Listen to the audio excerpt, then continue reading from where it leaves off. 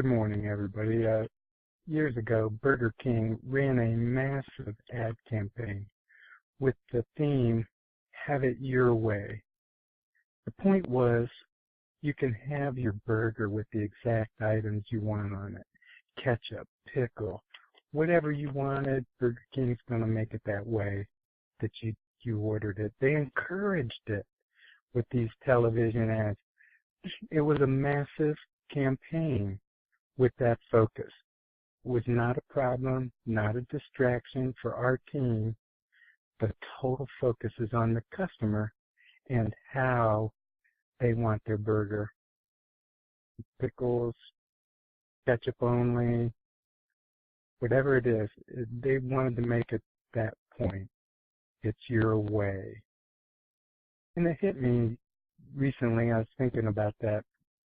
For whatever reason, I think we've lost that in today's management style. We lost that approach, but we need it drastically. In our choices today, many managers are making choices they like.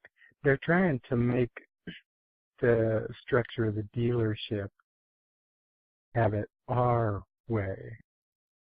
And really, that's just a disconnect. No late nights. We don't want to work late nights. No Saturdays. You know, there's still some dealers that don't have them. We don't like Saturdays. Techs don't like to work. Advisors don't like to work. Managers don't like to work. No appointments after 3:30. No pickup of vehicles. No car wash. No, no, no. We want it our way. What's this, have it your way? That's crazy talk, right? This management style needs to change. And if you have it right now, if you can recall some of the things that you're trying to have your way, it's limiting your dealership's growth. We can't forget the name of the department is service. Yet we're making all of these operational decisions based on a lack of it. I want to challenge everybody with that thought. What decisions have you made in your dealership that are your way? What is limiting your growth? Let's set up our operations with this question leading the way. How would the customer want it? How would it be their way? If you ever even took the time to ask your customers, include them in conversations, include them in decisions, you would find out, hey, what could we do to be better? Simple little questions like that can open up a lot of conversation. I still remember the restaurant Texas Roadhouse. Wherever I go into a Texas Roadhouse, they ask me how my last visit was. Isn't that interesting information if it's used appropriately? How would your customers want it their way? They probably want convenience of hours. They would probably want ease of scheduling. Would they want to be restricted by the hours you're open? How about this one? I can't get you in for 2 weeks. We're booked out. Is that having it their way? Or are we addressing the staffing needs? If we're booking people out over 3 days, look at your technician staffing. And then we're going to go right down the list of excuses, aren't we? Well, we can't find techs. We put it on this website or that website. We can't find them. We have to be booked out that long. We're restricting appointments. We're restricting hours open. We're restricting days open. You know what I tell people that are closed on Saturdays? There's 52 of them last time I checked.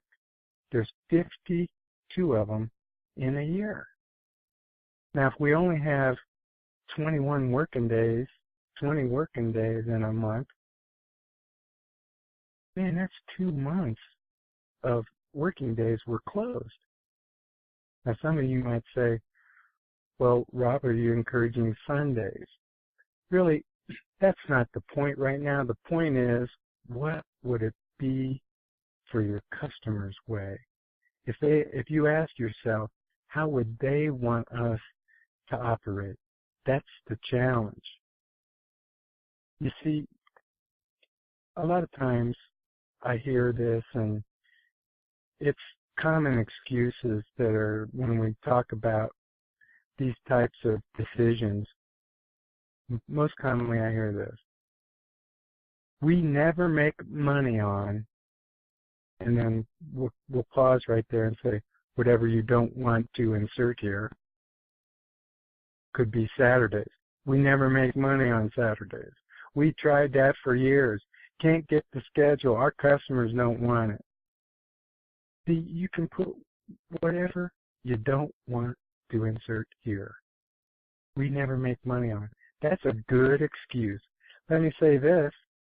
It's not uncommon that I hear it. I'm going to talk to you about this challenging conference call today. We might talk about a lot of different approaches or a lot of different excuses or reasons or logic why we can't let the customer have it their way. Let me explain the ultimate thing that we discussed. Profit comes from customer satisfaction and retention, never on excuses. Do you know how many times, and if you don't, listen up on some of the conversations, spend some time at the advisor desk. Do you know how many times your advisors are giving excuses to your customers why they can't have it their way? I've got 2 techs off and 1 in training. I've got 1 on vacation and 1's off sick. Do you believe there's anything that you're telling your customer that they want to hear, or there's any excuse that customer would accept for poor customer care, or for an excuse that they can't have it their way? They walk in for an oil change. We can't do that. It's after 3:30. We got 2 already backed up. You're not on the schedule. Or, gosh, I don't see you on the schedule. How's next week looking? We just can't do business that way anymore. No more excuses. Design your dealership, design the operations with the entire focus on your customers having it their way. And the profit follows that. Customer retention follows that. Customer satisfaction follows that. Today's call is a challenging call. It's one that's asking you to reach out into your operations and look at the way you're doing business. Are you stuck in the past? Or are we trying to make it your customer's way in your day-to-day operations? I hope it's the latter. Thank everybody for your attendance on today's call.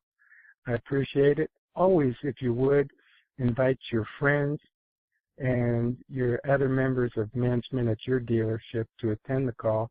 It will always be free, and you can sign up at our website, www.fixedperformance.com.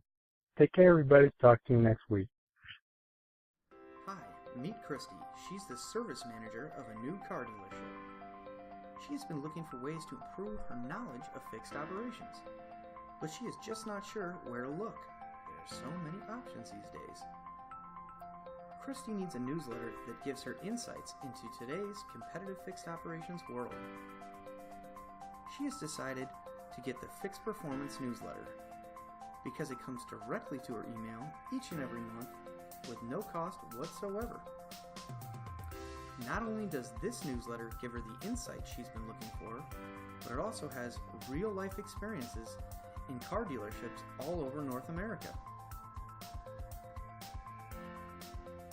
Now Christy has turned these stories into mandatory practices in her service department. So let me ask you, what are you waiting for? Subscribe to the Fixed Performance newsletter today. Fixed Performance, where we have total commitment to your team's excellence.